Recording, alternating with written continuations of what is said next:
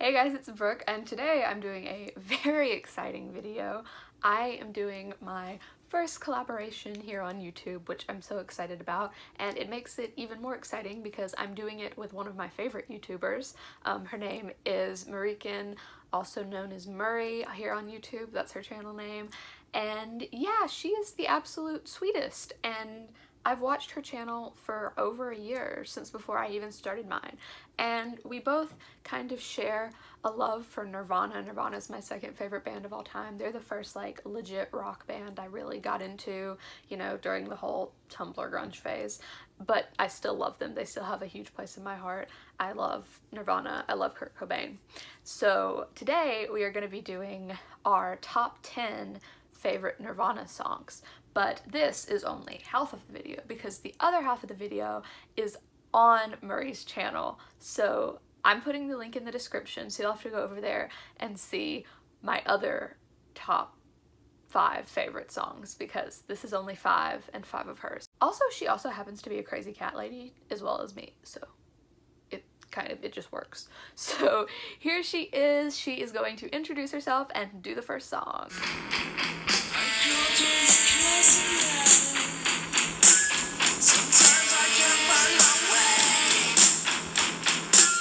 Hi guys, I am Murraykin, better known as Murray here on YouTube if you all have never seen my face before. I'm so excited to be doing this collab video with Brooke. Thank you so much to Brooke for letting me come on your channel and have fun and talk about music, which is one of my favorite things to do. And we're not just talking about music, we're talking about one of my favorite bands of all time. Like, they're literally in my top 3 favorite bands. It's Nirvana.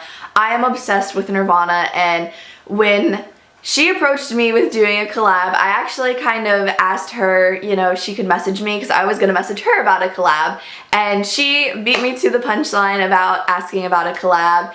And I was so excited when we were kind of coming up with ideas and she suggested a top 10 Nirvana songs. I was super thrilled with that because I thought, why the heck not? So we each picked 10 of our favorites, and 5 of my favorites are over here on Brooke's channel. So if you guys want to see Brooke's other 5 picks, you can head over to my channel and see my other 5 as well.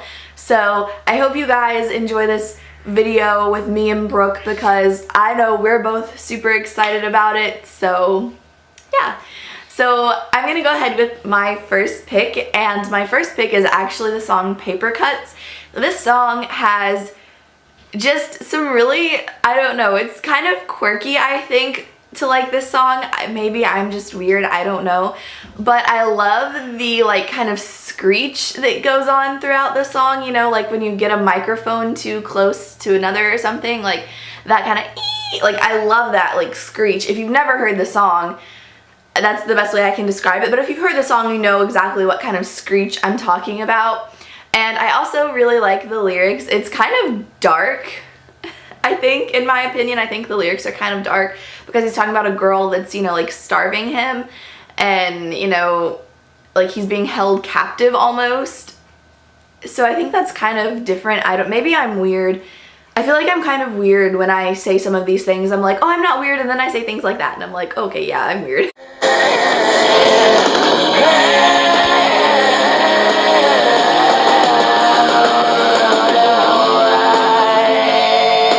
Okay, my favorite song that I'm going to start with is You Know You're Right by Nirvana, which is a song that didn't even come out until I think 2 years after Kurt had died, and it was an unreleased song up until that point.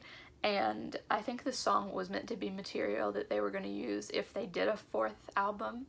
But this song is so heart-staking to listen to, especially like if you like really care about Kurt Cobain and about Nirvana. The whole song basically sounds like a suicide note, and I'm like, did no one hear this and think that something might be wrong? Anyway, it's a beautiful song. It hurts to listen to sometimes, but I love it. And he talks about, you know, how he's tired of being in the spotlight. He says, let's talk about someone else. Sterling silver begins to melt, saying, you know, once I'm finally out of here, they'll finally talk about someone else, which was the opposite of what happened, but still. I love this song, and it's one of my top 10 favorites. Cut yourself, want some help, please myself, got some rope, haven't told. So my second pick is the song Polly, which I always was kind of intrigued with this song because it starts off with Polly wants a cracker. I think I should get off her first. I think she wants some water to put out the blowtorch. I was just kind of like, what? Like, why do you start off a song with that? Like, that was kind of my first initial thought whenever I first heard this song. Like, keep in mind, I was like 6 years old listening to this, okay? And I was like, what? What? I was kind of, you know, aloof as a child. I was not as, you know, well versed with lyrics and things. I wasn't as mature. So obviously now I understand the lyrics to this song.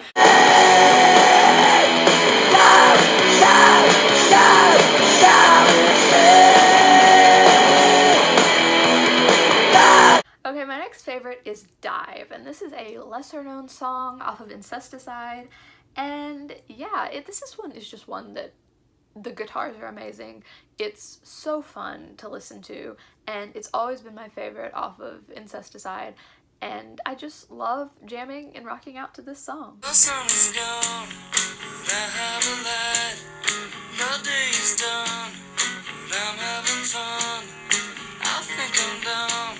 So my next pick is the song Dumb, and this song, I've heard a lot of people make fun of this song because they think he's calling himself dumb, and I don't necessarily know if he's calling himself dumb because I don't know if he's written this song about himself or maybe the way he views himself, but a lot of people make fun of it because it says I think I'm dumb a lot, and I don't necessarily think that it's something to be made fun of, because I feel like if that's actually how he viewed himself, that's kind of sad, because I don't think he's dumb, and I know a lot of people who listen to his music don't think he's dumb at all because his lyrics are so catchy, and even if he doesn't put a lot of thought into them, because I don't know, I didn't write the songs with him or anything, but the lyrics are so well thought out, even if, you know, it just came to him or whatever. I just feel like everything is so well thought out about their songs, and the view and the message behind them, I think they're just all so well thought out. And I've always liked this song because, you know, it's maybe not necessarily a view of him, but maybe how the world views him is kind of what I've always thought.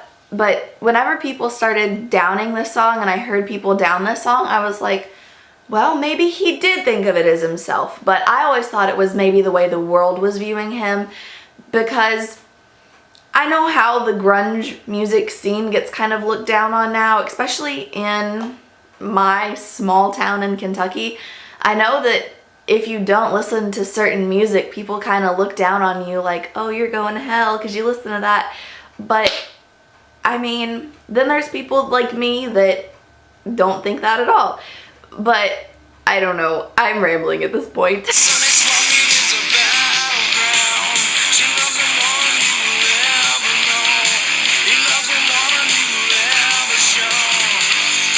Next is Swap Meet off of Bleach, and this is what I believe to be the most underrated Nirvana song of all time. Swap Meet is basically about this couple who goes around, you know, making and selling things, and I don't know, I just have always loved this song, and like, I don't think I've ever heard anyone else talk about it. Like, this is one of Nirvana's best songs. I love it. That's why it's in my favorites. It has the line in it, she loves it more than he will ever know, he loves her more than he will ever show, and I just love that line. I love this song.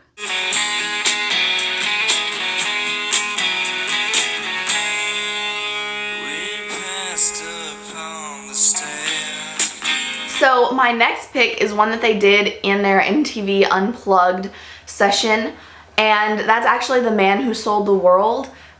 I love this cover. Obviously it's David Bowie, but I absolutely adore this cover. I was never like the biggest David Bowie fan, but for some reason that was always one of the songs I really liked by David Bowie. I know it's kind of popular, but it was one of the songs that I always kind of knew and really liked. And when I seen that Nirvana did a cover of it, which obviously this is when I'm getting into music is when I'm talking about first seeing this, because I know they've done it. But when I'm first getting into Nirvana, I see that they've covered the song by David Bowie that I know because my dad listens to Bowie, my mom listens to Bowie. So, you know, it was kind of a song I knew. And when I heard it, I absolutely fell in love with the cover of it. I think it's just so nice. Like, there's the David Bowie version of the song is so different from the Nirvana version, and not in the way you would think. The Nirvana version is obviously very stripped down because it's an unplugged session on MTV, which is super cool. And I really love the whole MTV Unplugged set because it's such a different side of Nirvana, and I really like seeing that side.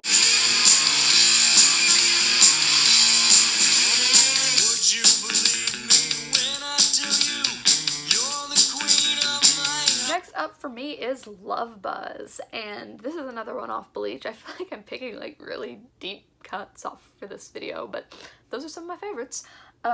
This song is one of the more lovey songs that Nirvana has. Like, it's not a straight up pouring my heart out love ballad. You're not really gonna get that from Nirvana, but it's basically saying, you know, can you feel my love buzz? Can you feel the attraction I have towards you? And he opens with the line, would you believe me if I told you you're the queen of my heart? And I just love that line, and I love this song and also the instrumentals. Bleach is my favorite when it comes to the actual instrumentals. Top has sprung a leak, and the animals have trapped.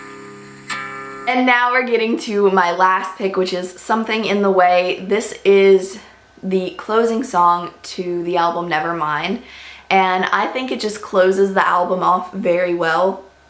I think it's obviously the most mellow song off of the whole album, and I just think that is such like a great way to end the album is with that song. And it's soft, and you know, you still have great instrumentation from everybody, and it's a nice side. Again, it's kind of like the MTV Unplugged. It's kind of a nice side to see them do some not necessarily stripped down songs, because the song isn't stripped down. It's just kind of nice to see them do a slower paced song like that, and it's always been one of my favorites. And again, I want to thank Brooke so much for collabing with me and letting me on her channel, and I hope you guys really liked this video because I know we both put in a lot of effort and a lot of time into this. And so yeah, I know we both put a lot of work into this video, so I'm super glad that we got to do this, and I'm definitely looking forward to what we do together in the future. So thank you, Brooke. Here you go, I'm going where the cold wind blows. In the And my final pick for this video is their cover of Leadbelly's Where Did You Sleep Last Night, which they did for the MTV Unplugged session, which if you have never heard that, what are you doing? Go look it up. I love this cover. It's beautiful. You know, I've listened to the MTV Unplugged so many times, I can tell you the story about him trying to buy Leadbelly's guitar, as if you know what I'm talking about. This song is so beautiful, and he does a wonderful cover of it, and he kind of sings in this song with this really raspy voice, and he sounds kind of like almost like tortured in it. And he also, it has the line, did you shiver the whole night through? And at one point in the live version, in the MTV Unplugged version, he just says shiver for me in like while the music is playing, while he's not singing. And that right there, my friends, is one of the most attractive things ever. I've always loved that song because of that. So yeah, go check out the other half on Murray's channel. Go subscribe to her because she's thebomb.com, and all her links will be in my description as well as my own.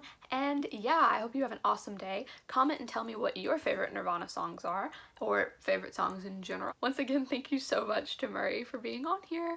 Bye guys!